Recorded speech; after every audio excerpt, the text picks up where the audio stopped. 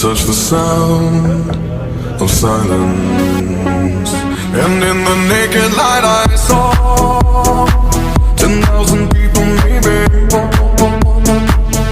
People talking without speaking, people hearing without listening, people writing songs that voices never share, and no one dared disturb the sound of silence.